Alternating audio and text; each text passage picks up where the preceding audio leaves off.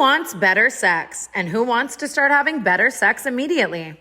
I love Adam and Eve because of their vast selection of toys for both men and women. The best way to get started is to go to adamandeve.com right now. Adam and Eve is offering 50% off just about any item, plus free shipping, which includes rush processing. More than that, Adam and Eve wants to make your life easy. They offer discreet shipping as your privacy is a must. Free shipping and rush processing on your entire order. Doesn't matter how much you spend or what you buy, all will be packaged and sent discreetly for free and fast. Don't wait. Better sex is just a click away. That's 50% off one item, free shipping with rush processing. Bring more pleasure and satisfaction into your bedroom today.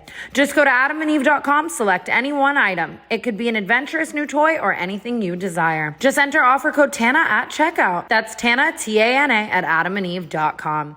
This offer is exclusive to the Canceled Podcast, so be sure to use my code TANA to get your discount, 50% off almost any item, plus free shipping, and get it fast with rush processing. Code TANA. Get ready to play with Adam and Eve. Thank you, Adam and Eve, for sponsoring today's episode of the Canceled Podcast. Hello and welcome back to the Canceled Podcast. Elvis was born. Baby Elvis was born. I'm really fucked up about it because first of all, she's told us 1,000 times that it's a girl. In my head, it was still a boy all along. So now that there's been a baby girl born, I'm like confused. There's something about their just like family of four that makes me so happy. It's so cute. She gave birth May 24th, so it's been a while actually. I just didn't know. I didn't know until somebody posted her from the back at the Four Seasons with the little carriage. That was crazy. People are crazy. Yeah, you can't do that to people. Like, I was forget really happy that like know. the fame of it all, because like, you know what I mean, like I just in my head that's our Trish, that's our girl. I'm so excited. I can't wait to meet her. Last night I've never even met Malibu. You've never met Malibu? No. You're gonna gag and die. I know, and she's my favorite kid ever. I'm so obsessed with her. She's literally absolutely everything. So calm and cute and stuff. Last night at like 2 a.m. I was gonna text Trisha to come on, and I was like, Tana, put your phone down. It is not time for her to come on. Not only is it 2 a.m. Trisha's not awake. Not only like she just gave birth. Like, stop it. I know. I just watched her episode. Like, she's already filming the podcast again. Like, she's just slaying. People who can just give birth and immediately keep it moving are fucking superheroes. I would make it my personality for the whole year. I'd waddle around. It's another one of those things where it's like, I can't believe everybody goes through that. Like, at the same way I feel about a breakup. Like, I went through a breakup and I was like, there's no way this is what everybody else has gone through. Like, there's literally no way. And, like, the fact that birth is so hard and, like, everyone just does it. Like, what? Yeah, I talk about this all the time, so I'll keep it at bay, okay? But like, I don't understand how anyone goes through pregnancy and like the way pregnant people like jump. But some people love to be pregnant. Like if I was pregnant and I jumped, I would immediately have to kill myself. Oh, like I couldn't handle it. Like, emotionally handle doing anything. Like, imagine how they feel in there, just bopping their head around. I'm saying, and then it's like, it just comes out of you and you're like, whoa, this was just in me. This came out of my pussy. I know. Like, sometimes a Super Plus tampon, I'm like, holy I just gave birth. Right. You know? Wall ripping. You know what I mean? It's like when you take out a dry tampon. Oh my gosh. Taking out a dry tampon to me is giving birth. Like, I couldn't do anything further. Trisha had a C-section. She had a scheduled C-section. That's a slight. She said she just woke up and there was a baby there. Oh my God. Yeah, I would have to do a C-section. I agree. Like, just get it out of me. I wonder why everybody doesn't do that. Because like then you don't have to worry about like pissing yourself after. And like, you don't have to wear diapers like after a real birth. Hole. Yeah, I know that would happen to me. I couldn't agree more. Like, that would just definitely happen. I would shit myself. So what happens in that scenario? You just have one large hole? Yeah. Everything's combined? Yeah, Oh, that wouldn't have been good for you. Especially everything you've been going through. Look. We're back from tour, guys. We did it, first of all. We did. We slayed. I can't believe we did it. I really can't. I think that you and I both, like, when we first got all the dates, it was obviously very exciting and... You know what I mean? But I was also trying to be realistic. Like, no one's getting through these. Yeah, like in the back of my head, I'm like, there's no way we're going to be able to do this. But like, we have to try our best. And like, you don't want to say that out loud. Like, I don't even want to say that to you. Like, there's no way we can be able to. No, but I was telling everyone on the side. I'm like, yeah, we'll see. Dead ass. It was just like, and like you have said, like, Whitney Cummings and Hannah Berner and people who do this shit, reaching out and being like, how are you going to do that? Was like, yeah, remember we had Trevor here and he was like, that's like really an insane schedule. Like, are you guys sure? And it was. Yeah.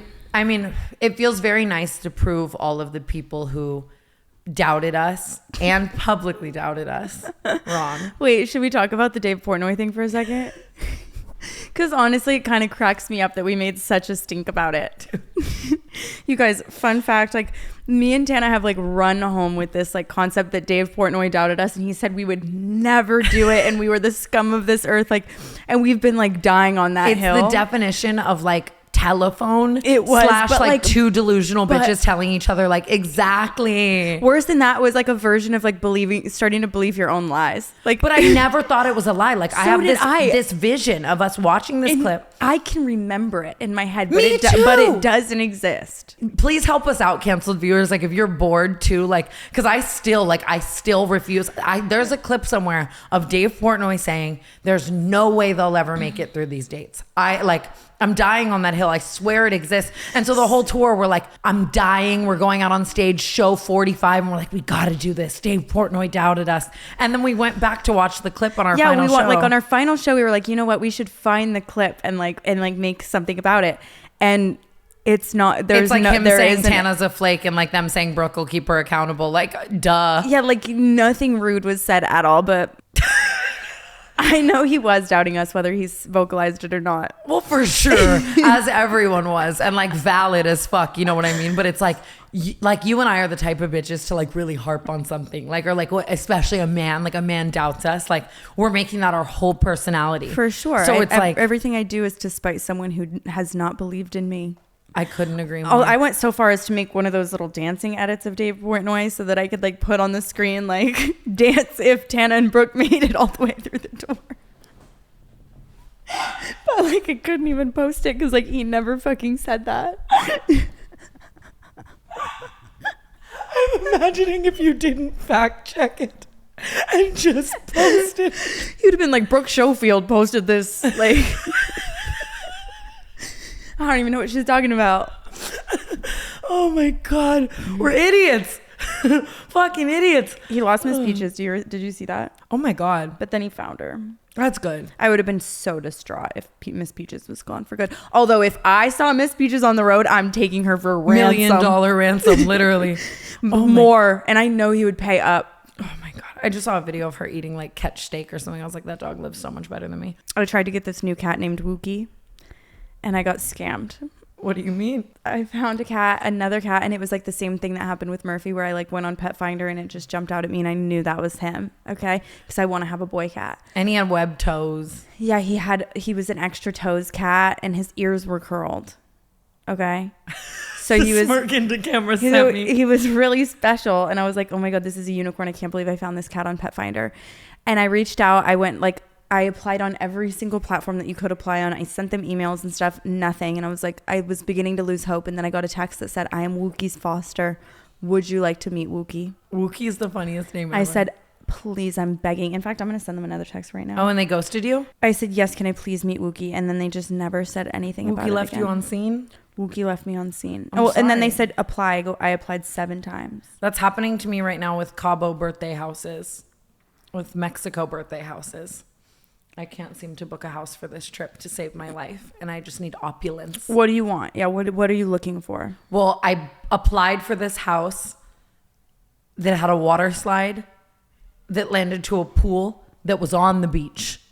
Okay. Okay, well, it sounds like you might be shooting too high. Well, think about how much I love to be like airborne jumping into the water. I don't think I've ever seen you airborne. You know the photo. You know the photo. Oh, I do. Okay, but that was not Tana. I was riding a bicycle in the air. Like, I just want to be able to do that. Wait, off can we a slide. insert the photo? Yes, we can insert the photo. Super important. That the Turks trip was just like nothing will ever be like that ever again. I'm probably for the best, but it was something that had to happen in our lives, and I'll think about it for the rest of my life. It was the so funny. memeable like content from that trip, like in our friend group, like the one photo of me with the watch on in the water and my eyes. We'll insert that one as well. Or the one where you're bent backwards on the pool noodle, Like my limbs, your tits are just out. I was naked. Yeah, you were naked because you jumped into the pool with your fucking designer dress on, and then we had to pull it off of you. Those photos of me too. That's awful. I'm so sorry. These were really, God, I wish that they knew what we were saying right now because they would be cracking.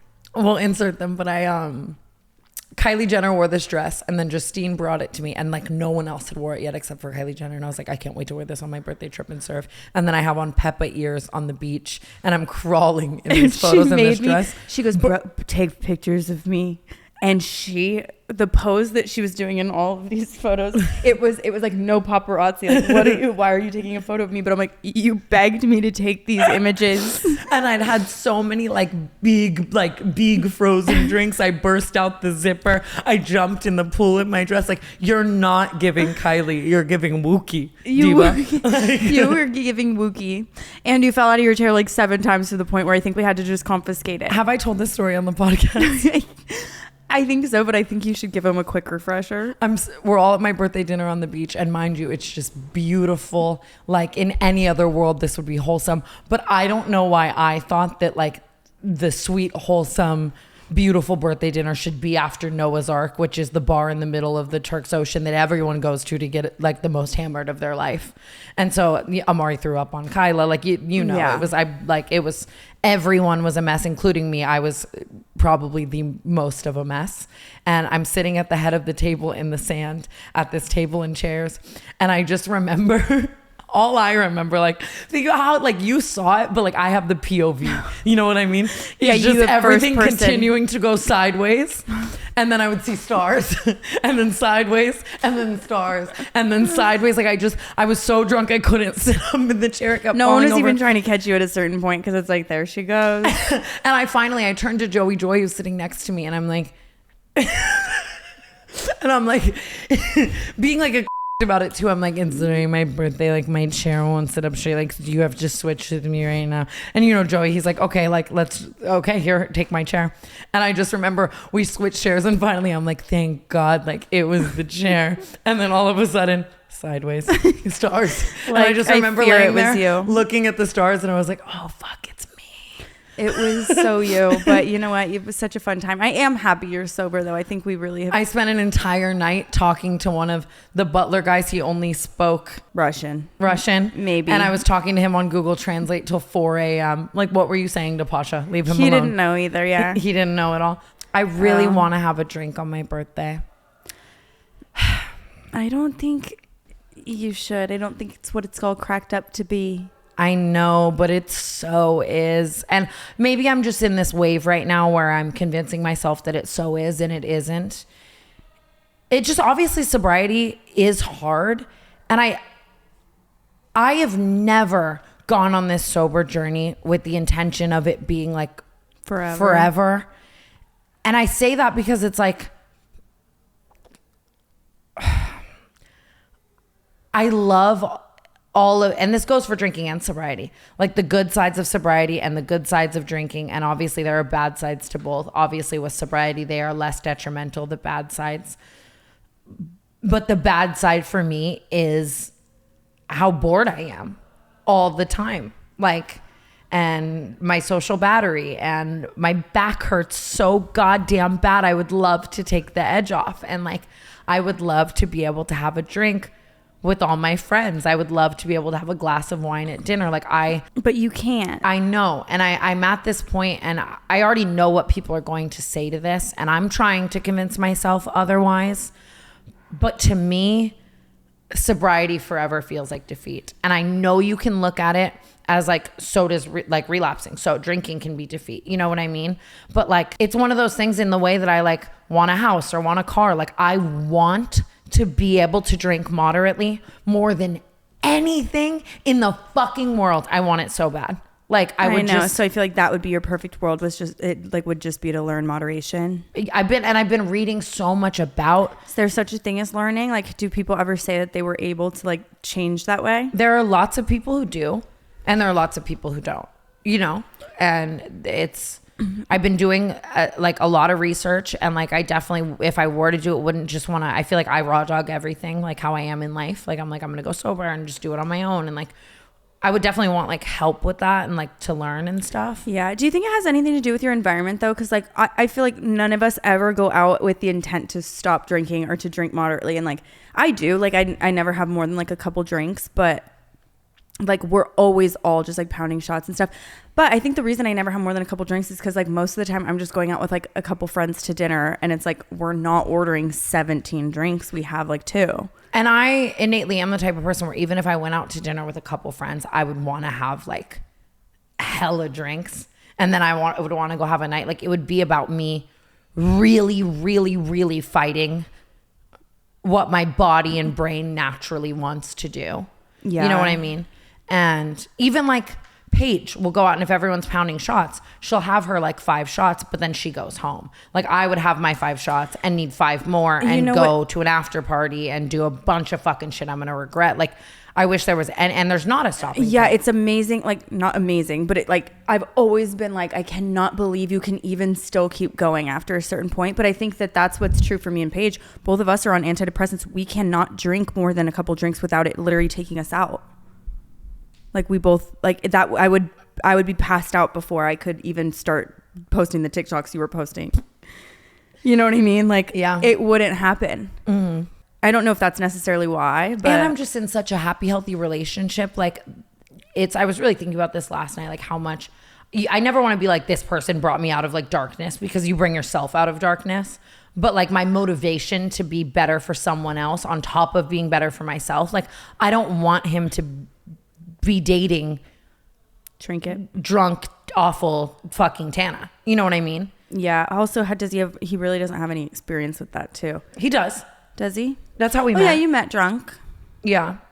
And like for a few months. Like, well, that's good at least. Not good. And I you know what I mean though? Like he, you know what I mean? Like he loves me always, but like, yeah, I don't know. It's just like, I want to go to Mexico with all my friends and be able to celebrate these months of hard work and dedication and wholesome, and like come home and then be wholesome again. Yeah, that's what I was, I guess, kind of trying to get at, is like, I wonder if it depends on the friends. Like in the past, it's always been like, you know, all the like most delinquents and stuff. And I feel like now you have a lot more people in your life who are like a little more wholesome. Yesterday I got lunch with everyone and was kind of talking about it with them as well. And I think that I never want to put it on anyone else. You know what I mean? Like, oh, they'll hold me accountable to a few drinks, but like that, I'm vocalizing everything, so I feel like everyone's on this journey with me, you know? Of course, I would love for you to stay sober forever. Mm-hmm. But at the same time, I feel like if I were to say like, absolutely not, no, that's when people end up like sneaky drinking. No, I would never do that. I really wouldn't. I would just be honest with you, you know, everyone. But I just want what everyone else is able to have so badly. And I'm the type of person that when I want something so badly, I will lock in and get it. Like, you know what I mean? Like, yeah, I will dedicate myself to figuring out how to become this type of person that I want to be. I will dedicate myself to being able to drink moderately. But it is just a scary, slippery very slope. Easy. Yeah, it's like walking on a tightrope and getting to the other side. You know, and like, and maybe I'll drink again, and I don't know, like, not want to be like, I feel like I've just spent so much time not being hungover and yada yada that I don't want to feel like that ever again. Yeah. But I don't know, it's hard. Like, and I know a lot of people die on the hill of alcoholics can never drink again. And I know I can already see so many comments of like, people usually relapse 3 times before they go sober for life and like whatever. And it's like, I just don't want to be that fucking statistic. Like I want to drink fucking moderately so bad. Yeah, not have to have these like extreme sober. Yeah, like I absolutely hate that I'm so yin or yang in everything I do. And I would love to find happy mediums in. I wish there was like a literal way to like cut yourself off, like a physical way to cut yourself off. There's a medicine called naltrexone that Trevi was telling me about, the like heroin addicts and shit use to do that. Like, but it works for alcohol because it turns off your brain, like how much dopamine you receive when you're. So it changes your dopamine.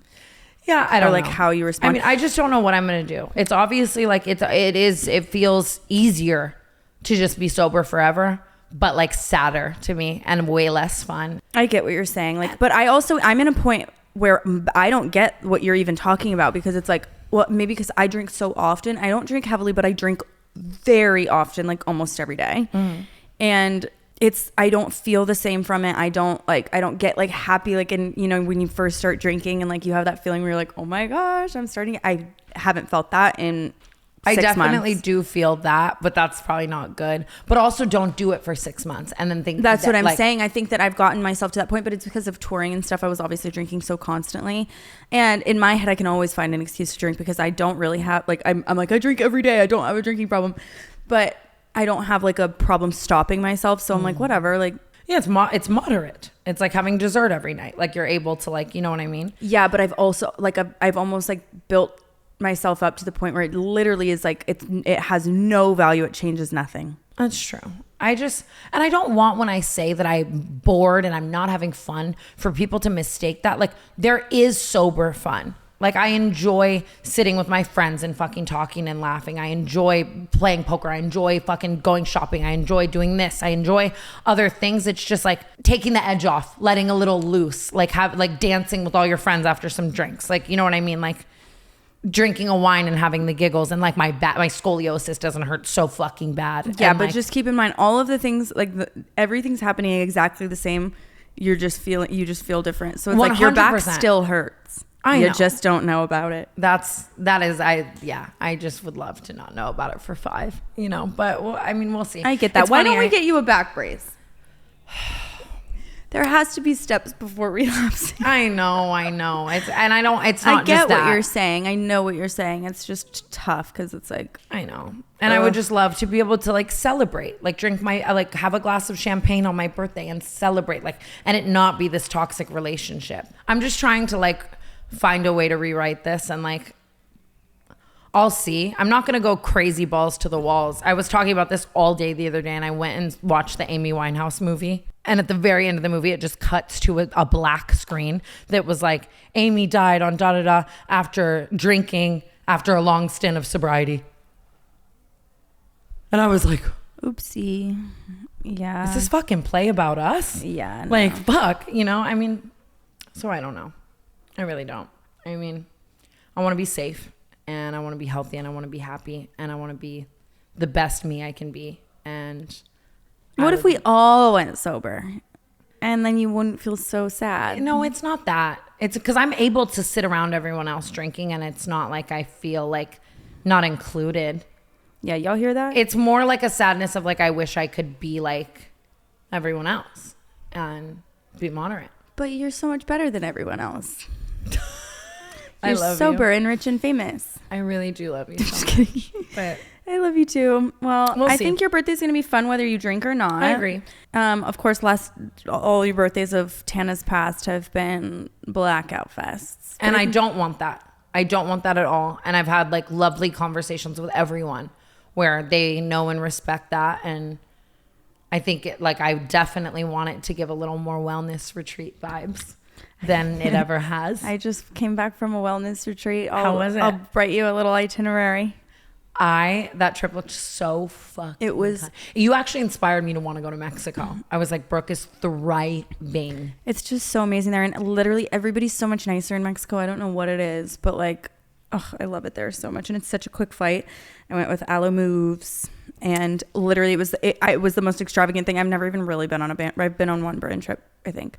But this was just like the most extravagant thing I've ever seen. I had a Ever. swimming pool in my room. Waldorf fucking, and the gifting was crazy. Like when I saw your closet, I was like, there's no way they just gave her a whole new fucking wardrobe. Just obviously Aloe's got budget, but like just the amount of thought that they Budget. put into everything was so fucking crazy. It was so fun, so cute.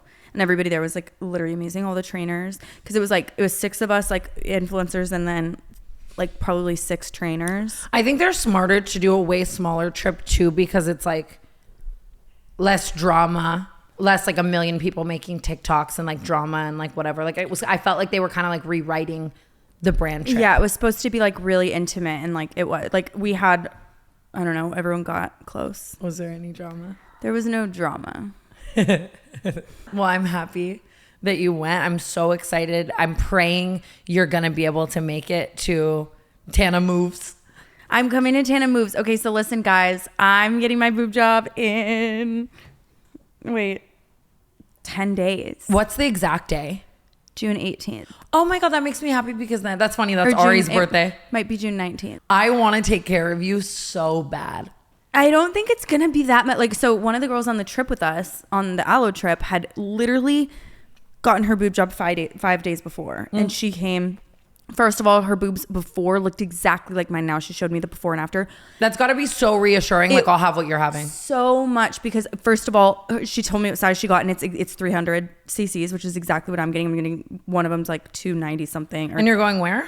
Through the nipple? Through the nipple. She didn't. She went from under, but it doesn't matter. She had the same starting point as me, which is what's important. After only 5 days, I've never seen a more they looked perfect. Your recovery is going to go one of two ways, because it's like, I've seen you pretty fucked up across life, right? Like on some different substances and whatnot. And you are like very, The fuck? nothing crazy, dude. You're in your fucking 20s, okay? And you live in fucking LA. Like, I've never, sorry. I'm saying like, you don't get like I feel like me off of like a Valium after a surgery is like hootie silly. Like, I feel like you're just going to be like, I'm chilling. Where's Murph? I truly don't. I don't think I'll take any of that, because you're numb. I'm supposed to be numb for like days after. Oh, really? Yeah, and then after that, they say you can, if you can take Tylenol, you should. And I have drug addict parents. Like, I don't really need to be taking any sort of opiate. Yeah, that's fair. And Like, it's so easy. Like, that's how so everyone many gets people end up addicted. addicted to heroin. for literally. sure. Yeah. Not Big that, but I don't pharma. have like that sounds so delusional to say. I'm like, I don't have an addictive personality that way, but I really don't. Like, I've tried every drug on the, well, maybe Yeah. not every, but like, I don't have any desire to do any of that. That's good. But I could also, like, obviously, like, if you are in a lot of pain, that Yeah, could be I might. If I crazy. have to, then slay. But I think it'll be fine. Like, she was chilling. She was doing yoga. That is crazy. Brand new tits. She said she had drains because, like, I don't know. Like, you know how sometimes they give you drains when you get surgery like that? They took them out the morning that she came. And she was literally amazing. They looked so perfect. Tana, I need to get her to send me a picture. She is like so awesome for getting on that flight, and shit. I'd be so scared. She was. But I like Abby came to my birthday last year with brand new tits. Like, I do think there's obviously if you can't, like, I'm not I know. I would forcing have you to at be all. careful, and like it would be like kind of sad to see everyone like swimming and having fun, and like I can't get in the Flopping. water, and especially because like Cabo's so fucking hot. Yeah. Well, we could tan and you could put your little lower body in and stuff. And like towards the end of it, I kind of want to shoot a podcast there. Like, I think there is a world where it could definitely happen. Can I bring a boyfriend? Of course. Which one? Slay. Well, I'd have to find one. Just kidding. Who wants better sex? And who wants to start having better sex immediately? I love Adam and Eve because of their vast selection of toys for both men and women. The best way to get started is to go to adamandeve.com right now. Adam and Eve is offering 50% off just about any item, plus free shipping, which includes rush processing. More than that, Adam and Eve wants to make your life easy. They offer discreet shipping, as your privacy is a must. Free shipping and rush processing on your entire order. Doesn't matter how much you spend or what you buy, all will be packaged and sent discreetly for free and fast. Don't wait. Better sex is just a click away. That's 50% off one item, free shipping with rush processing. Bring more pleasure and satisfaction into your bedroom today. Just go to adamandeve.com, select any one item. It could be an adventurous new toy or anything you desire. Just enter offer code TANA at checkout. That's TANA, T-A-N-A, at adamandeve.com.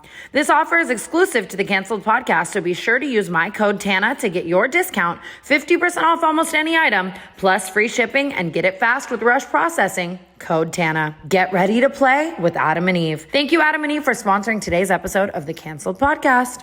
I've been back on Hinge. Really? I've been hinging it up. That's good. Because I Not fear for- you're in not a for Mr. dating. Big situation. I am in a Mr. Big situation. We don't have to talk about it. But I've just been looking. I don't think I want to date. I already said I don't want to date, and I really I do feel so much happier when I'm not dating. I've been slaying. I love it. Hinge is like TikTok. The problem is my attention still has to be somewhere. So long as that person is still alive, my attention is going to be on him, whether I'm seeing him or not. So I need to put my attention somewhere Yeah, a else. little distraction. I swear it really is like swiping through TikTok, though. You know what I mean? You're like patchwork tattoos, Silver Lake, funny caption. And then you're like bodybuilder man, way too many gym photos, not that funny caption. And like, you just keep going. It's Guy so, with the fish. it really is so fun. And honest to God, there's so many hot guys on Hinge. I believe it. I love it. Maybe I'll find my man on Hinge. Allison found her man on Hinge. Oh, yeah.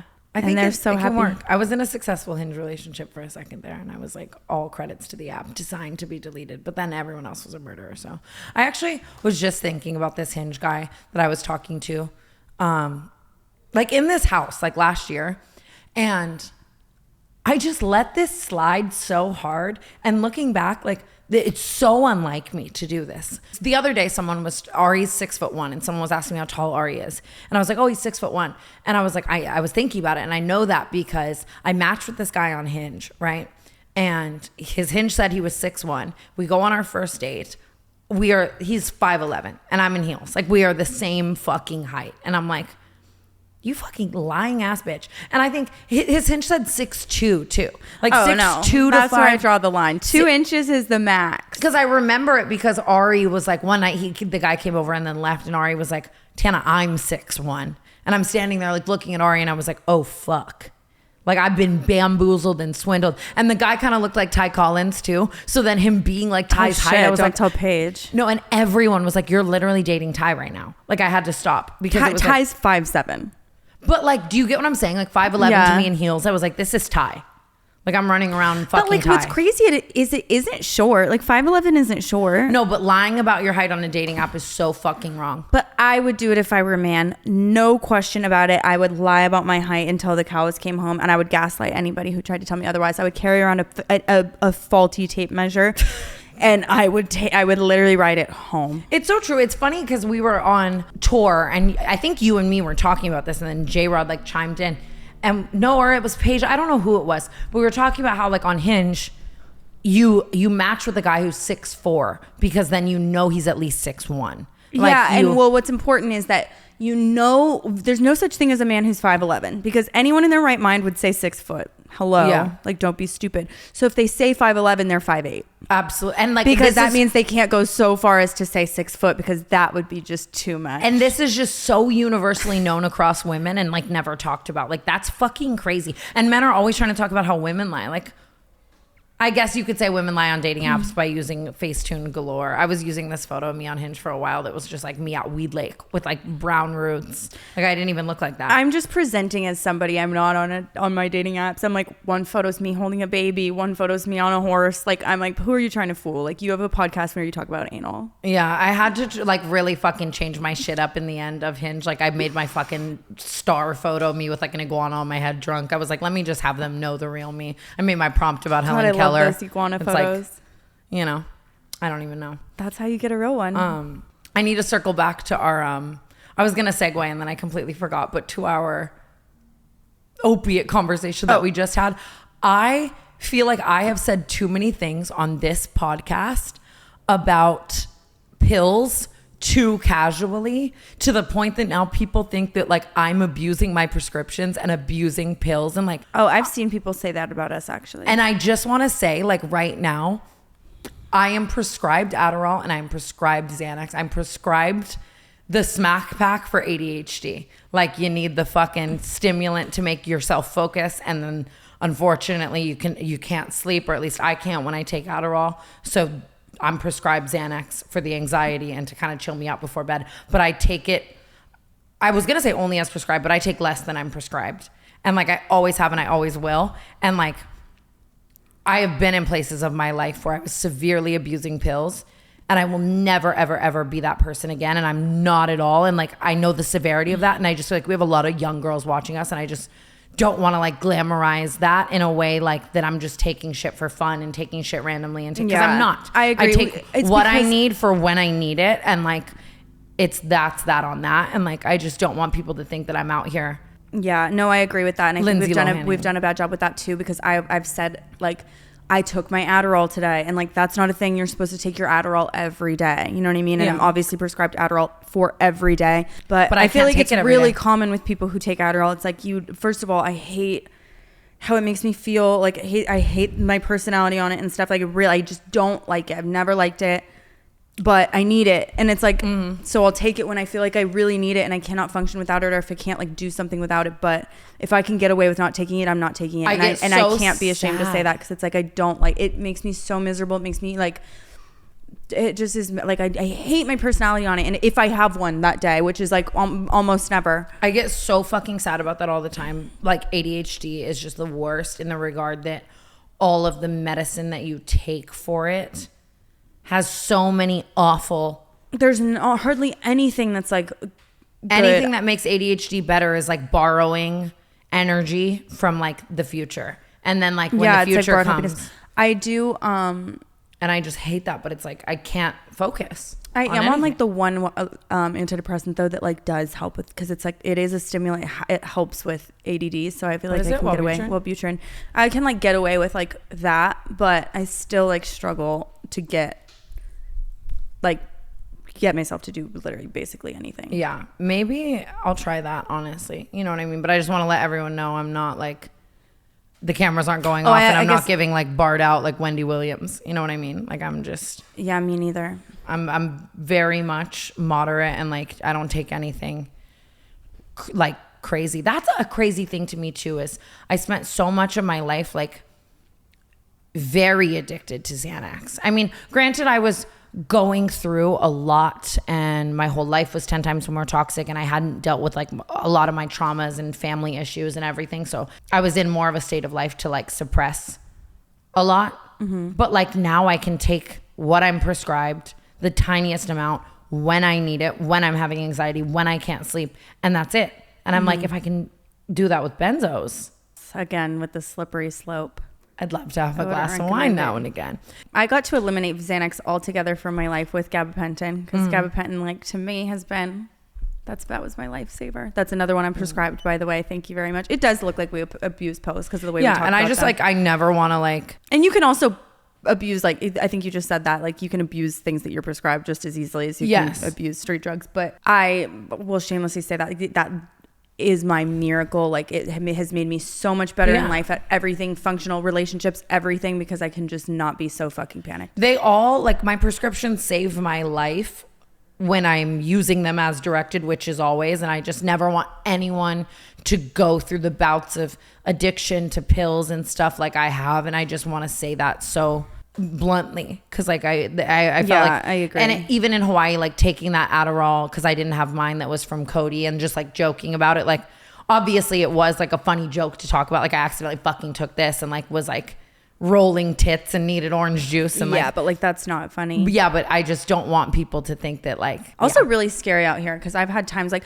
it's hard in LA to find a new psychiatrist, because it's like you have to be in network, and I don't even have insurance, and most psychiatrists won't take uninsured patients. And I didn't have money at the time, so I couldn't like go from doctor to doctor. It was like a whole thing. So I was buying like my actual medications from random people. Just going to say that the only reason I had that is because the shortage here, like getting prescriptions. It's so fucking funny. I saw a TikTok about this the other day, but like Adderall is for people who can't fucking do shit without it, right? And Adderall is for people that literally doing like the most minor fucking thing, like calling 80 pharmacies to try to find it, is the hardest thing in the world without it. I know. And it's like of course I can't fucking do that because I don't have it. Yeah. And it's like the shortage of Adderall. Oh my God. I'm surprised the streets aren't aflame. I have a friend who, poor thing, has like, it's taken her 6 months to fill out her fucking ADHD like form. And I'm like, well, you probably got it. Yep, right. I was having Paige get my prescriptions in fucking Massachusetts. Yeah. Because I couldn't get them here. I was like, dude, maybe across the country's got some. They did. It was good Adderall. There's no good taken or bad Adderall. Well, you know, there's instant, there's an XR. When taken as prescribed by your doctor, any Hoosie, okay? I'm fucking done. That's just point blank being. In my perfect world, I would never have to be on any medication ever again. And I did do that. I did that for a stint because when I moved, like same thing, when I moved here from Arizona, you can't fill a prescription from Arizona in California. So I had to go cold turkey. And I'm on the one, Wellbutrin, you withdraw from bad. Like, especially I'm on 300 milligrams a day. If I were to just stop taking it one day, I could have like you can like really withdraw from it, like a drug. That's awful. And it was horrible. I had to go through all of that. So then I didn't want to get back on it because I was like, oh my God, like I cannot go through this again. So I was off it for like several years. But then the whole Clinton thing happened, and probably I would have never even entered that relationship if I were properly medicated. That's so fucking fair. Wait, did we ever talk about the fact that he made that video? We didn't. Dude, Clinton, bless his heart. Like, honestly, at this point, I get it. You guys are so tired of hearing me talk about it, but it's hilarious. Unfortunately, I fear he had a marketing genius blip. And you know what? It's about time he utilized this to his advantage, because I've been milking this shit until the cows come home. Like, I can't help it. Like, I'm sorry that, like, when something that traumatic is going to happen to me, obviously I'm going to make jokes about it, like, literally probably for the next 5 years of my life. But he started promoting his new song on TikTok, like using like buzzwords, or like trying to. No, he starts off the TikTok and says, "It's time I finally addressed the rumors." Like, as in, killed my family, faked the Australian accent. Yeah. And then I literally watched the whole fucking TikTok in full, and I sat there and like was like, stupid. Like, I was so mad at myself for like falling for the gimmick, and I was like, oh my god, like I can never do this again. I'll never give him $1 again. Like, but that was like one of those things where it's like, honestly, slay. Like, it's that's like funny. Lila It's uploading just that funny. podcast. Yeah, it's like more like, power what can to you fucking do? You know what I mean? Funny, like, yeah. We know this person who a lot of people may be up in arms about them getting pets and getting rid of them. And I have these two friends who like refuse to even watch their videos because they're like, I'm not giving her a cent. I need to start implementing that more, because unfortunately I am a hate watcher to the core. Me like, too. I keep so and many I'm people's paying lights these people's bills. I said this the other day. It was like I can't even call my, like, it's like people probably do that for us too. I know for sure. It's just like, I'm a hate watcher to the fucking core. Like, but then the other day I was like, I'm a fucking fan. Like, how am I going to sit there and be like, I hate this person, but I watch every single fucking TikTok? Tana, you're Dude, paying their bills. I just had this conversation where I think I've hated someone. Like, I have one person in particular that I hated to the point of being obsessed with them. And now I just like, I think I'm her biggest fan. Because, oh wait, say it, I'll bleep it. Oh, duh.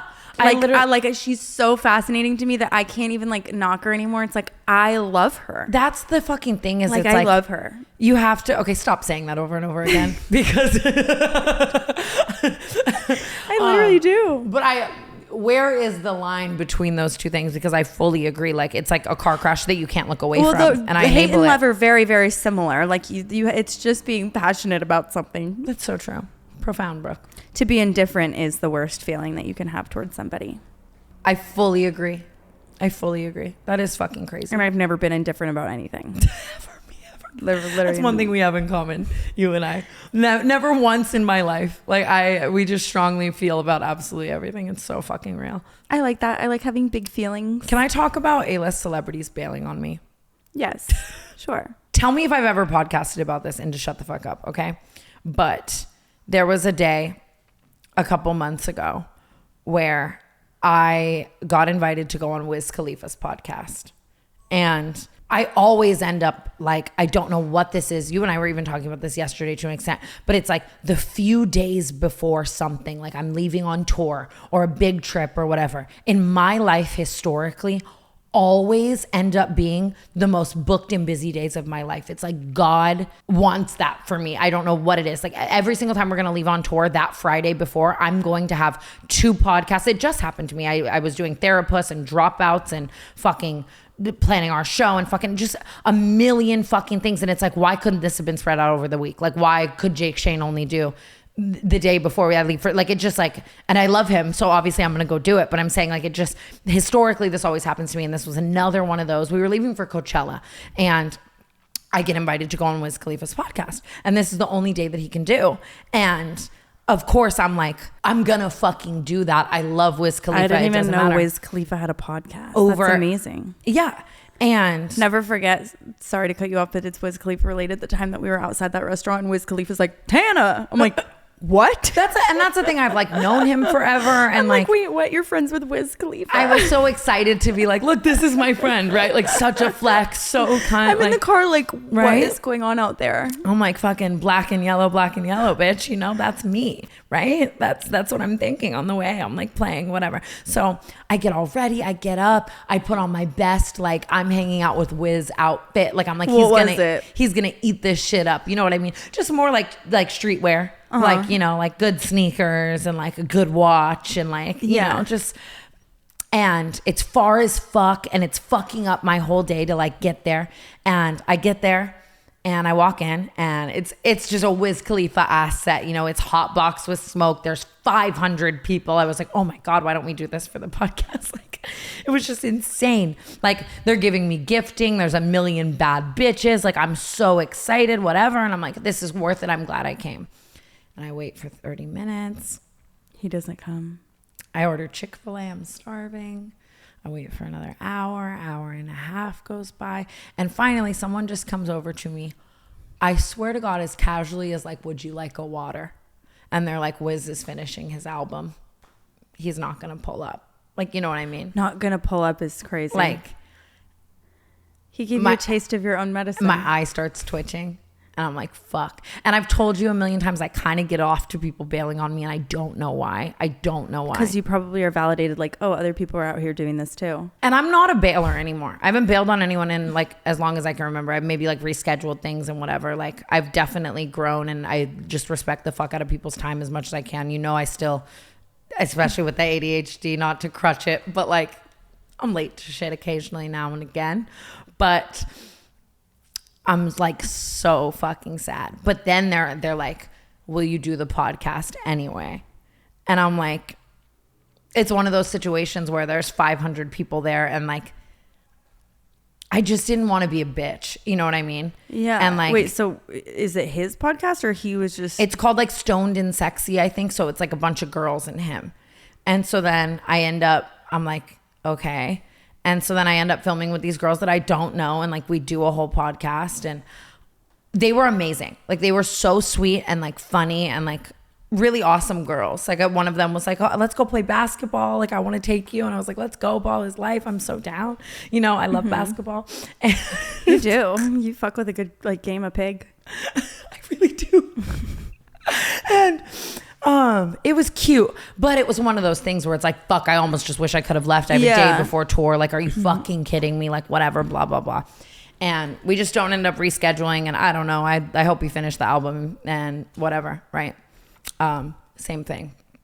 Yesterday, these 2 days have been the most jam-packed days of my life. Today is fucking literally, I don't even know how, like, we're shooting this podcast. I have a meeting. I have Kiki's fucking dance recital in Calabasas. Most important thing you've done all year. I know. And I'm excited to go be godmother of the year, and it's going to be really fucking fun. And then a White Fox event later. I don't even know. These past 2 days have just been like so packed.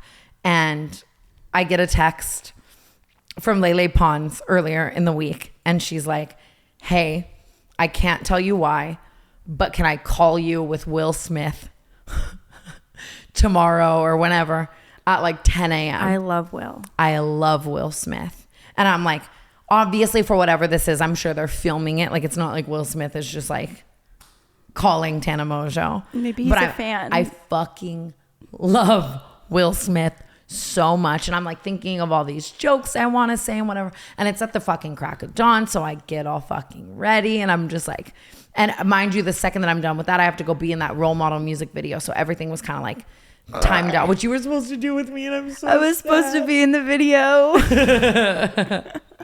At least you were aloe moving it up. I know, but I'm heartbroken. He's so hot. I'm really sad because it would have been so fun. Us too. It really would have been. But sad. Everything's timed out, whatever. I'm just stressed. I'm fucking trying to figure things out, whatever. And I wait around 11 a.m. or whenever it comes. I'm full glam. I'm waiting on Will Smith. An hour goes by. I'm waiting on Will Smith. I'm texting Lele. It's on Do Not Disturb. I'm pressing notify anyway. I'm like, where is Will? Whatever. And I wait and I wait and I wait. I wait. Will Smith bailed on me. They had time to call. I think I was last on the docket. I think I was added in as a final sub in, and I think that they definitely made the calls to Hannah Stocking and Paris Hilton, and Tana Mongeau just didn't get the fucking call. I bet something came up. I bet he was in a entanglement. That was the thing too. I was like, fuck, it's probably for the better because every joke I was going to say was just like, shouldn't be said to Will Smith. And it's... Yeah, probably not. But he's really like, he's into the social media game. Like I remember when he was running around on yachts with Liza Koshy. Oh yeah. And like, he loves like the King Batch of it all, the Lele. Yeah, he loves like that genre of I bet it's because internet. like these traditional media celebrities just see their numbers and like, Well, they're the most universal because that same type of humor is funny, like whether you even really understand. Like it's funny everywhere. You know what I mean? Mm-hmm. Like in other countries and stuff too. Mm-hmm. Will Smith I'm bailed sorry. on me. I'm Wiz sure you'll have Khalifa another bailed on chance me. with Will Smith. I'm sure that opportunity will present itself. And it's so funny because I again. can never actually say shit. Like I'm not saying this in like a way, like because it's like No, it's okay. It wasn't. It's me. It wasn't meant to be. right. But you know what is meant to be? Having Gypsy Rose on our podcast. In fact, she went live yesterday and said that she would come on the Canceled podcast so long as we would have her, meaning we are going to have to fly wherever she is. Is Gypsy. exactly what I was saying yesterday. I saw the clip. I'm so excited. I go to try to DM her. We follow each other, but it wasn't working. So I was like, whatever. I had Paige send an email over to her team, and she is done with her press docket until. Well, this isn't press. This is That's just what friends. I'm saying. It's like This is just friends chatting, Gyps. I couldn't agree more. I'm like, just come, kick it, whatever. But like, and of course, here I am this morning. I was like, so sad because I'm like, just come be our friend. Like, it doesn't have to be a part of the press. Like, we just want to hang out, girl. Like, Gypsy, please. But then I'm like, Tana, I don't know where you get off thinking that she doesn't have like a whole team running her shit. It's just because the way the live was, like, it was very much like so she was. nonchalant, so casual, and she's just like, yeah, sure, I'll go on. Like, okay, like then we're on our way. I would be there absolutely fucking And she's tomorrow. blue-balling me. I would be there tomorrow. I don't know why we are in such a dry spell. I've tried to get everyone wants on canceled. I give up, dude. Nobody wants to come I on give canceled. up. It's gonna be Paige. Like we can start putting her in, like having her like wear a wig and be like, I'm Julia Fox today. I know. Like, She could be Stassi Baby says she'll come on, but she says so only if she has full creative control. I've had that conversation with Stassi as Get long Stassi as on the the day, pod. and I love her so much. But it's like all the people that we've had on are people that have said yes, and like I've ran out. You know what I mean? And now everyone else, like the second tier of like all the other people that everyone's like, oh my god, have them, are the people who have told me yes a million times, like when they're in LA, and then they come to LA and like don't hit me up, and like whatever. Like it's all the people. Yeah, who, I've like, had people even tell me like, oh, sorry, my publicist told me I can't, and I'm like, shit, like. What do we need to change about ourselves? Be honest. Besides the talking about opiates all the time and being problematic and exposing people. I'm defeated. You have no idea how much I have been trying to get anyone on this podcast. I think Pookie and Jet might do it. That would slay. Yeah. I feel like he could give me business advice. Did you see Mason Disick on Instagram? Yeah, it's because he's in high school now. I think he probably wasn't allowed to have an Instagram until high school. It's so funny. He came back as a full Chrome Hearts kid. First of all, he's probably been... He Always was probably was. Chrome Heart's baby. 100%. But I'm saying, I don't know if we've actually ever talked about this on the podcast, but like... There's a genre of human. Yes. Like there's all these LA boys who like every single one of them has a quote unquote different walk of life, but like they haven't, you know what I mean? Parents are billionaires, like on some like every single one of their parents invented something vital we use every day, or like lifelong brands or whatever. And they all live in these multi-million-dollar houses in Malibu. They're all best friends with Christian Stark, who is the son of the owner of Chrome Hearts, and Frankie Stark and the whole Stark family. And they all wear Chrome Hearts every day, and none of them have jobs, and they never will. And they're all super attractive, and they're like posted up, and like It's a whole girls in LA are dying to fuck them. You know what I mean? Like it's like this whole thing. I remember I was fucking one of them for like a while, and I like thought I was like, this is it. I remember Like, as well. Where is he now? Prison, probably. I think he's in prison. I'm not kidding, but so hot, you know. And like I would let him put it in my butt, and I was like, oh my I know, god, you like, would I'm a always Chrome tell me Hearts that. kid. I still haven't let was anyone go anywhere near my butt, and I think my time is ticking. Well, my I time is running out. Can't let anything go near my butt ever again. I just circling back to the tour of it all.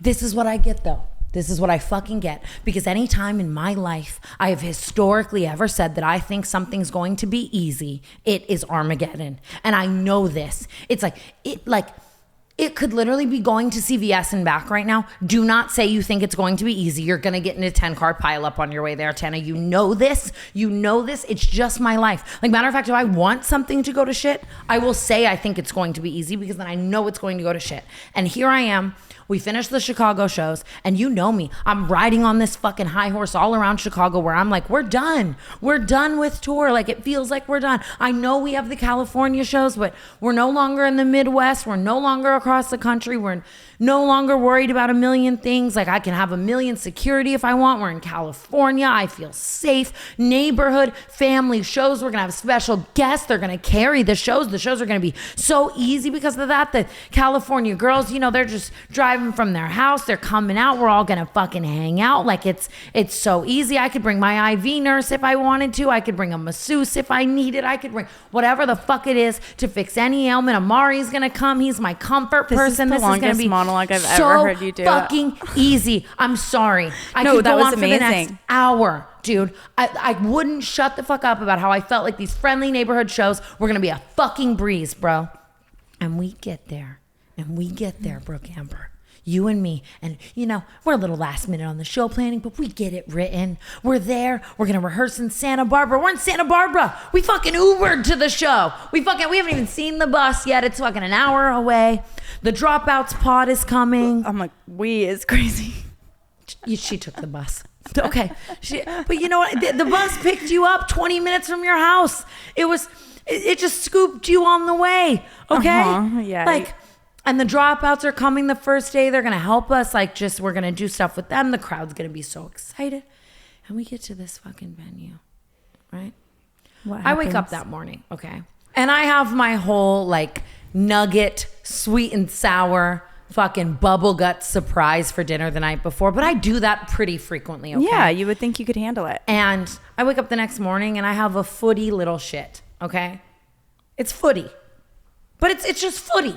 Okay, it's not like, oh my God, hospitalize me. It's like It's just a little like off, a little wookie. I had a supersized special last night and my poop is a little wookie. Duh. This happens to me all the time. A wookie poop after a thort the night before. Sorry for every word I'm using. I'm serious. We just made all these up. But you get what I'm saying, okay?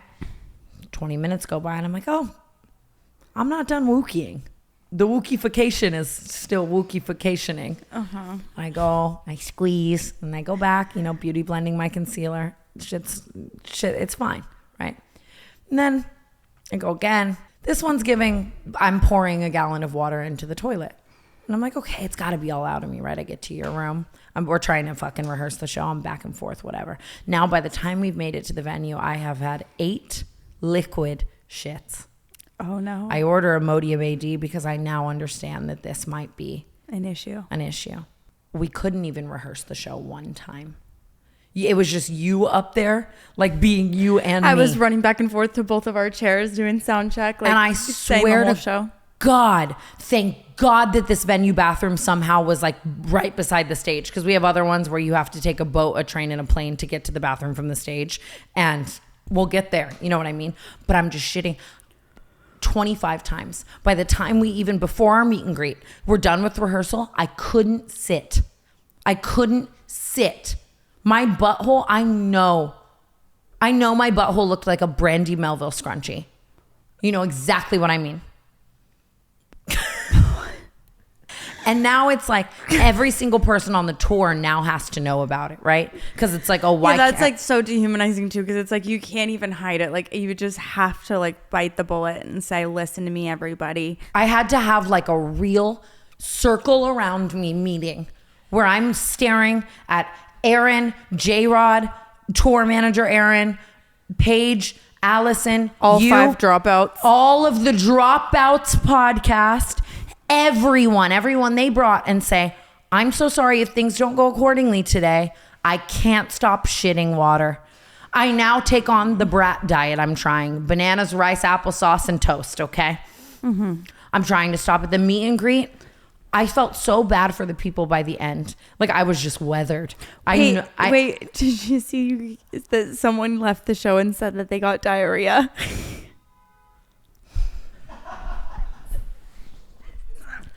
I believe it. You gave a fan diarrhea. I had to. That is not the meet and greet package anyone signed up for. And that's the thing I was having to tell all the fans, like, because I was just so visibly in distress and leaving every 2 seconds and whatever. And it's like we get through this show, but then it just gets progressively worse. I thought it was going to be one of those things where it went away after this day or 2 days. Bro, I'm seeing fucking stars. I'm starting to be so dizzy. I'm drinking Pedialyte. I'm trying to like recoup my hydration, but I can't. And I'm like damn near passing out on stage. There was a show in Sacramento where we had Jake Shane come to. And that's the thing, dealing with this with like special guests is 10 times harder. So now it's like by far the hardest fucking run of tour. But also not, it's the most liquid run of tour literally ever. And there was one point on stage in Sacramento, those people, they seemed to enjoy it because like we kind of made it a bit, like they were laughing and cheering and it was like funny. But like I saw full black and I had to turn to you and be like, say what I'm supposed to say right now. Like I can't talk. And I had to run off stage like 3 times and shit. That happened for the rest of tour. Imagine having to look at a crowd of 2,000 people and say like, I'm so sorry, I'm shitting water. I'll be back. It was really, really, I'm glad you made it through, but I would have really had a hard time. That would have been really hard. It was so fucking horrifying. Amari heard me too in the hotel. I was just thinking, thank God it wasn't Makoa. He said that it sounded like someone was pouring cream of wheat into the toilet. Oh, but... And I've never in my 25 years, and I fucking mean this hand to God, digital footprint, had anything smell like that. Wait, Tana. That has come out of me. No, I'm sorry though. I'm sorry. Like on some real carcass shit. Oh. No, I'm so fucking for real though. Like I fear we've gotten too comfortable. I don't want to be insensitive. I'm really like sorry that. And at first it was GERD gate, then it was diarrhea gate. Like I fear something is so wrong with my overall health, but I am so scared to get a blood panel. I've always been the type of person. Do you want to come with me? I'm going tomorrow. I'm going to do it at home. God, she's so rich. You're more than welcome to join me. I got you. They're probably like BOGO or something, right? They're not BOGO. You don't get a Groupon on a blood panel. But I do have to get blood work tomorrow. I'm just saying it could be fun for us to do it together. I have such a fear, and I've always been this way, and I hate this about myself, of like, I hate knowing. I don't like knowing. Like if I ever had like cancer, like I would want to just fucking die. But if you know and everything's fine, that feeling is even better than, just I know, ignorance. but at the off chance it isn't, I can't emotionally handle the like paranoia and anxiety. No, because then you can fix it. Whatever's wrong. I don't know why I'm like this. Like I would rather just fucking croak. No, you wouldn't. But it's really common, actually. A lot of people are that way. I know, and I hate that. So I've been putting off this blood panel, but I did. It's so funny because I wonder if it's like canceled podcast related. Like I've been shitting solid the whole time, and then I woke up today and shit water for the first time since then. And now I'm horrified. Maybe you're allergic to me. I'm not allergic to you, but I'm just so scared I'm gonna like jetpack through the roof at Kiki's dance recital with my like. You can't embarrass Kiki in that way at all. She would never forget it. Canada bet. I've been shitting water today too. Maybe it's just a bug. I don't know. Are you being judgmental? No, because it just happened to me. Oh. It could be a bug. When did I just... I shit myself in Mexico, but I was in Mexico. I don't fucking know, dude. I really don't. And it might just like genuinely be like my big back behavior. I keep catching myself. Like I'll be eating a fucking full-blown meal and it's like a Jack in the Box munchies pack, and I'm sitting there eating it thinking about what I'm gonna eat later. It's like, you're eating something. You're eating something right now. Why the fuck are you planning your next meal, fat ass? No, that's I don't mean fat ass even in like a body shaming way. I mean it in like a behavioral way. Yeah. Like the behaviors are fucking the other night I come upstairs, I'm so full, and I smoke weed, and I'm like, listen, Tana, we are breaking the mold tonight, okay? You are not about to have these munchies. You are not about to have these munchies. And I swear, I'm like, I do so good for hours. I'm drinking water. I'm like, I'm going to go to bed. And I swear to God, I get up out of my sleep, and the only thing in my room is my fucking Easter basket, Brooke. My Easter basket. I wake up with plastic eggs and jelly beans in my bed. It's like, do you have any fucking shame? Easter wasn't even that long ago. I don't think that's that crazy. Brooke, I woke up with plastic eggs and jelly beans in my bed. Sounds delicious. I could have it right now. You're a real friend. You really are. But it's just the big back behavior is so fucking crazy. I want to show you something really funny. Oh. That I don't remember. When I was doing MTV, in like the end of season 1 or something. I don't remember when it was actually. Let me just like stop myself. And this was another point in my life where it was like the most extreme burnout I'd ever had. Like I was just really struggling, and I was on I was abusing drugs and taking Xanax and being awful. And MTV is like, we're going to have you go on this press run.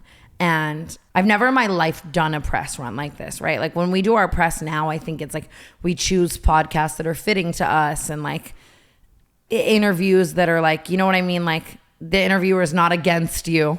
Like they're not, you know what I mean? Just all of that, right? They send me on this press run, and I'm like playing with the puppies at BuzzFeed and shit. Like it's just very much like unlike things I've ever done. And mind you, this was the time in my life where my ailment was not diarrhea or GERD. It was periorbital cellulitis, and my eye would swell up all big. Oh, I remember the photo. And I love that photo. That was actually how Alexis Oakley and I super bonded, because she had just started doing my makeup for maybe like a month, and then my eye would swell up so huge, and I'd be like, contour it. Like, I don't know. Please. Like, give me the skinny eye special, you know? And it was very much like, now it's like, I would be like, fuck no. I'm not going to do like BuzzFeed with a fucking swollen out of my head eye. I'll insert a photo. You know how it got like crazy, right?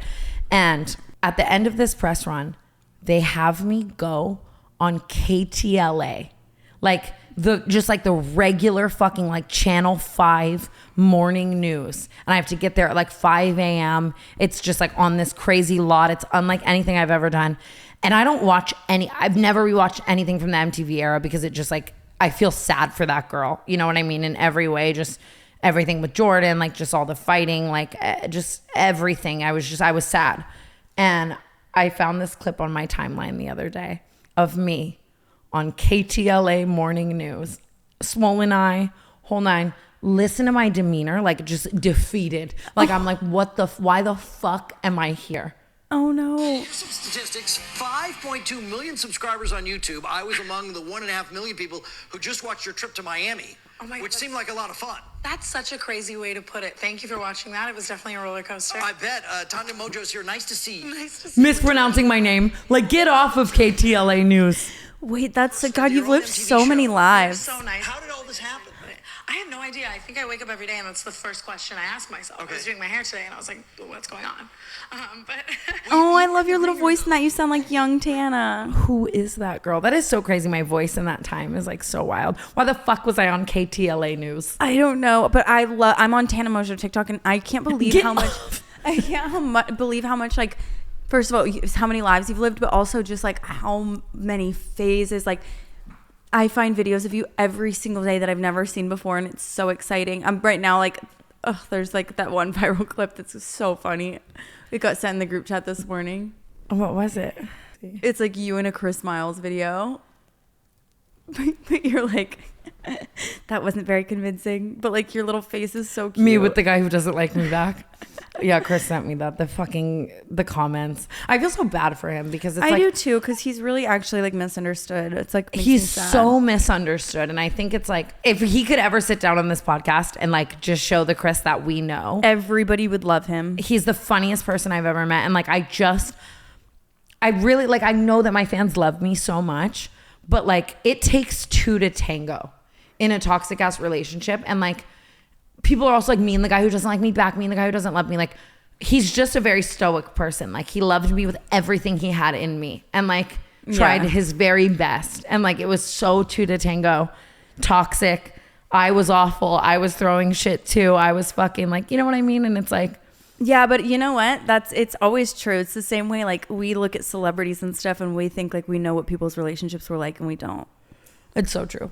It is so fucking true. I really am trying not to do that so much anymore, because it's like I love to subscribe to those like ideas, but like I have lived so many fucking lives. I think that's why I like, it's so funny, because I'll always to you be like, I'm so fucking tired, Brooke. You don't understand. And like, you know what I mean? Or like, I'm burnt the fuck out. And it's like, we'll do the same thing, like touring, and the way it affects me versus the way it affects you. Because I just feel like I've been going. I still got the energy in me. Yeah, like you know what I mean? And I'll be like, I just wish, like, you know what I mean? Yeah. Just- Although I was working too, except I was getting paid $12 an hour. That is I definitely am not knocking that. Okay, you were Your work ethic is so fucking amazing. Can I say something about myself that I hate? Sure. And I want to see if you agree or don't. You definitely don't. You don't know but me. it's a good thing that you don't. But I notice this so much on tour, and I hate that I'm this way, and I can't change it. Makoa's like being with Makoa, like he tries to like help me with this because he's very present and thinks everything's so beautiful, and like it's like, babe, look how beautiful that is, right? Beautiful architecture, right? Like people will pass a beautiful church and be like, that's so pretty, or like it's like we'll be in a city and people will be like, oh my God, you need to go see all of this. It's so beautiful. Like, I just don't understand. Like, big whoop, it's a building. Like, even just like, I was at the Louvre in like Paris, and I was like, I think it's something that comes a little bit with age. Like, I was like a little older. I mean, not older than you are now, I guess, but I was like that when I was like younger. I was like, I don't give a fuck about that. like, why am I like that? The Eiffel Tower was cool. But like, it took the Eiffel Tower. But it's the same way. Like, you grow into things. Like, you remember like your style in houses used to be like that dentist office special, and now like you're liking a little bit more character. I feel like as you get older, you'll start to appreciate stuff like that more. I just like the fact, like, for example, we just performed at the Palace of Fine Arts in San Francisco, Which was just crazy. There's something so dehumanizing about being at the Palace of Fine Arts. That was somebody beautiful, was rolling over in their grave. and I'm on the stage talking about how I'm shitting waterfalls out of my ass, and they look like the ones on my Instagram in Hawaii. Yeah, Like, but it's just so beautiful, and you think to yourself, like, oh my God, like a man, like men used to build things like this, and now they fucking paint their nails and gaslight. paint their nails and gaslight. And it really is upsetting, and that makes me appreciate it a little bit more. I'm like, somebody who did this like could change a tire and ride a horse, and probably did with like a steel outfit on. It is so crazy. I went to the Zach Bryan concert. It was life-changing, and now my whole cup is full again. That was another thing where I was just shitting water and so sad. Like, this whole run of tour, I couldn't do anything, and I was so fucking sad. I'm literally like, I keep telling you this, but I'm in a period where it's like I can't get serotonin, I feel like, from anything, and it like is really upsetting me, because usually I can get serotonin from like going to the Grove and seeing like one baby, and I can't, like, right now I'm like, everything, I just feel very like Numb. numb, and it's like I hate that. So that's why I like needed to go on my little wellness retreat. But I'm not kidding, I went to the Zach Bryan concert. I have never been happier. It was so fun, and like spiritual. It was his first stadium show. You know, when you're in like an Eras tour where it's like there's so much energy that it's like you literally feel it. It made me sick to my stomach, and now I have to go down, I think, to every. I fucking just love the revival of it all. Like, the clips of Revival and how he just like Sexy Red went Jake up. got to go up. It was and he was singing his heart out. It was so cute. I saw a clip of Rihanna coming up too. It was just them, and it was really cute. That's how she like met him. Have you been seeing? That's crazy. I didn't even think about that. Yeah. Have you been seeing all the Brie and Grace drama? I have, and I'm trying like, kind of what I was just saying. Like, I'm trying not to form an opinion about it, because I hate when people like psychoanalyze our relationship based on like what they see online. So actually so true. I hate it, because it's like you're never right. It's not. You guys are never right. Yeah. No offense. I love you guys, but Yeah, that is so fucking true. They hyperanalyze every single like look and like inflection of like things that I say, things that you say, like the way we respond, like the jokes we make, and it fucking infuriates me, because I'm like, you literally like don't know what our friendship is like at all. Or like we have a fight and like people think it's the end of the world and the end of our friendship. Yeah, and they can never let go of it, and like, yeah, you know. and you and I just like are over it in fucking 20 hours. And Yeah, like, so I feel bad for them, and also like this kind of goes for us too. Like, we are obviously haven't really had any problems like in a long time, but like, think about any normal friendship in real life. Like, there's never a friendship where you don't go like weeks without talking to each other, or like a week without talking to one another. Like, we have to show up here every single week, no matter what, like how we're feeling, or if we're mad over literally a shirt. Yeah, or if like even just you might like be, you know, off doing something else kind of thing. Like, it's weird to have to like literally like check in that constantly. Like, Yeah, and like show up and deliver a certain friendship and dynamic if that's not how you two are actually feeling that day. and it doesn't even if you're have not to be mad at each negative. other. Yeah, it has nothing to do with that. But even if just like if I'm going through something, or like if I, you know, I'm off dating somebody or whatever it is, like, Yeah. and then I have to come back here and just like act normal, and like we haven't even maybe talked or something like that. Like, I think that's kind of what's happening to them, where it's like it's just like in a normal friendship that might be like a little bit of like a distancing time for them where they would come back together, and it's like just sucks because everyone has to watch it. Well, this is me just speculating again on like what I don't fully know, but like we've all had those situations as well where like a friend gets a boyfriend and like it changes things. Well, she's also in a really unique situation because that's not a boyfriend. That's the most like one of the most famous people in the world at the moment. Like, and so her whole life has been turned upside down like so immediately. And she, God bless her. Honestly, I like admire the way that she's able to still like have her own job and podcast and things that she does and stuff. Because you know what I would do? I would be the girlfriend. And I would eat that shit up and I would lose all sense of identity and I would no longer want to do anything for myself ever again. Grace. You know what I mean? Like, but that's just who I am. Like, no, but Bree's not like that. I'm saying she's like, she still wants to do her other shit and she still shows up and like goes off and does her own work shit. I would never. I also just give it like you were just saying, like giving it to Grace for coming back and just showing up as if everything isn't upside down. Yeah, and it's hard on the other end of it too. Like I've had like my best friends get boyfriends and wanted to literally like die because I'm like, where are you? I don't know the whole situation. Me neither, but I feel bad. I think people should just like and I don't know as much. Give I'm them like a a Grace second to figure it O'Malley out. super stan, so I intake way more Grace and of Grace's side and people's talking about like I don't even know what, you know what I mean? Yeah, I need to like know more about. No, I love Grace so much, but I just feel bad like in any situation like that when it's like it's just people like becoming obsessed with the friendship dynamic and not knowing anything well about it adds it. like a whole other like difficult element to like what's already hard when you're like going through it with a friend. You know what I mean? Because now like it has to be perceived by all these people.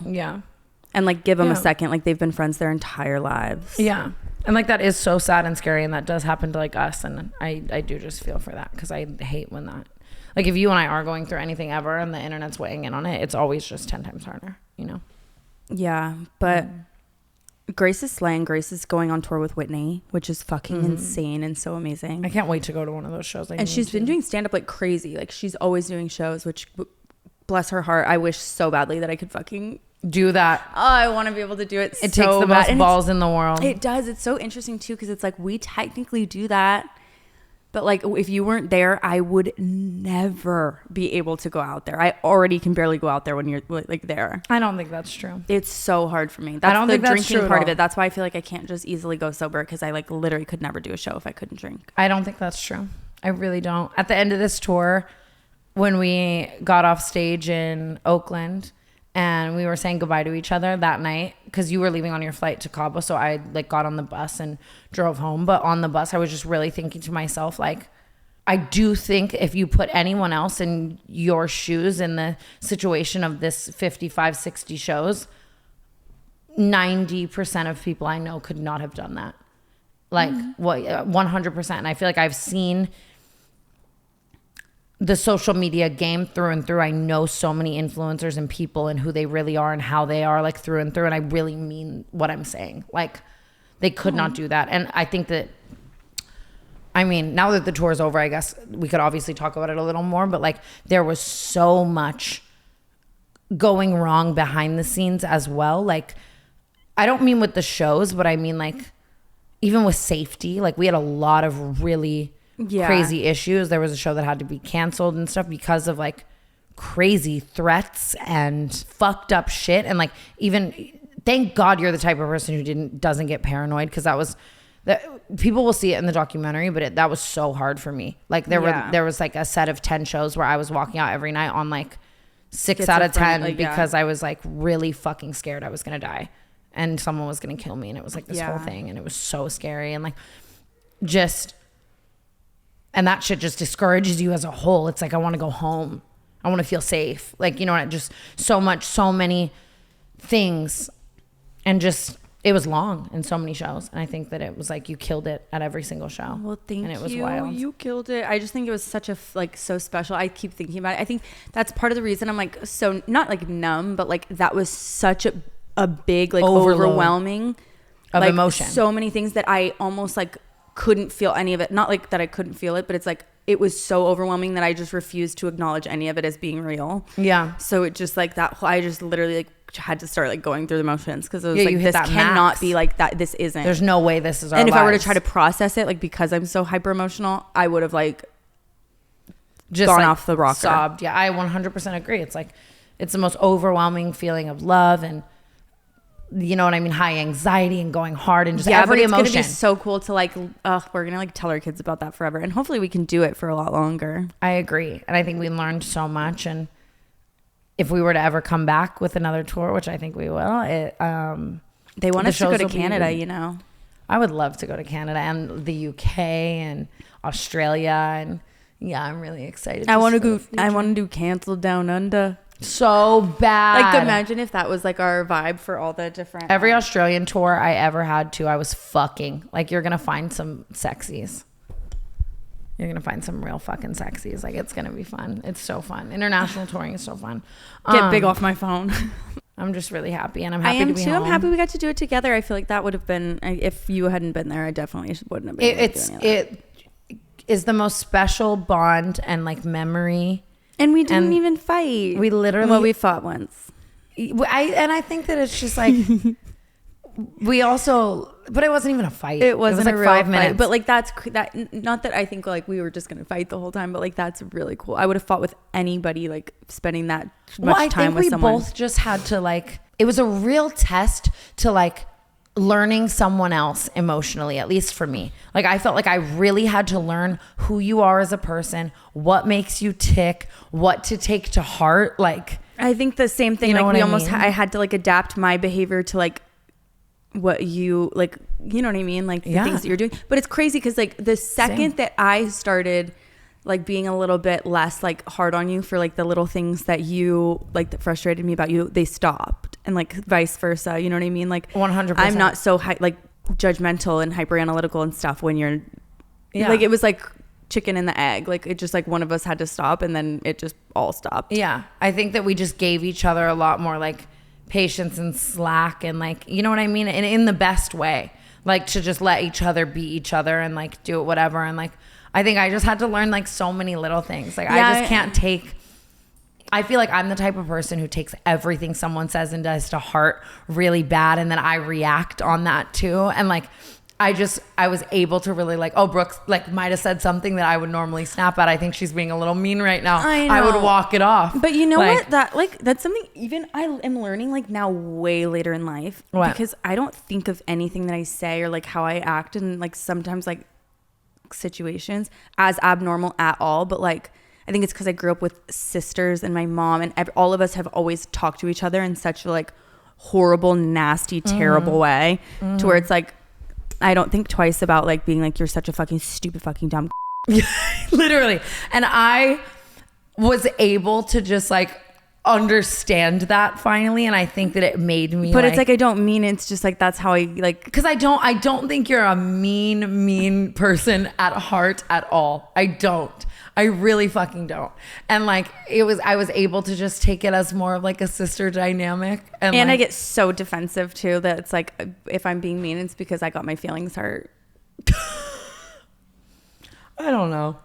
I think you're just a sassy diva. I'm sassy. You're sassy, but it's a quirk, and you are so amazing. no, it's not even that. Like I have all of my quirks too, and I think that like we were just able to like work it out and just form more of like a sisterly relationship. Like I really do understand you more than I've ever understood you, and like I think it's made our friendship so much stronger. I think so too. You know what I mean? And it's only gonna get better. And I'm so fucking excited for the future. I really fucking am. Like I can't wait. This is a really like wholesome and kind of serious episode, but I hope you Yeah. guys at home still enjoyed it. I feel like the last one that will have came out was like Giggle Fest, Paige Like masturbating under masturbation, a rainbow tarp, Thurgood. and Trevi, and you know what I mean? But that's the dichotomy of this lore.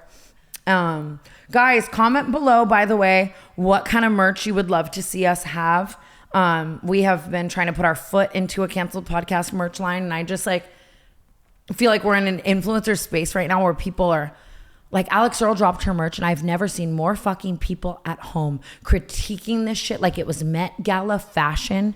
It In my slayed, though. life. I thought it was everything. It ate, but I'm like, oh my God. Like I used to just think of a random phrase, printed on a shirt. I wouldn't Some even people get a are still sample. doing that though too. I think there's still a market for that. And But I want to make it good shit that we actually wear like every single day. And like, I've been trying to figure that out too, because our styles can be so different. Like, yeah, we're running into some issues with that where it's like what she would wear, I wouldn't wear, and what I would wear, you wouldn't wear. yeah, like it's like for you. And so then I'm at this place where I want to make the merch drop kind of 50-50, you know, like a clean girl, like a beige sweatsuit with like a cute little like cowboy graphic that says something funny and tan writing. Like that's more like a you type of outfit. Whereas mine might be like real tree camo with like a I like red camo. font. Okay. Yeah. Camo, like leopard with like cherries and bows. And Yeah, it's what we call Keta Queen fashion. Keta Queen fashion. So we're trying to figure out how to kind of have something for everyone, but also make it good. So if you guys have any requests or phrases or something that you would like really fucking love to see on some stuff, I just want to make sure it's like the best thing. And that just like we've what done. types of items. We want to know.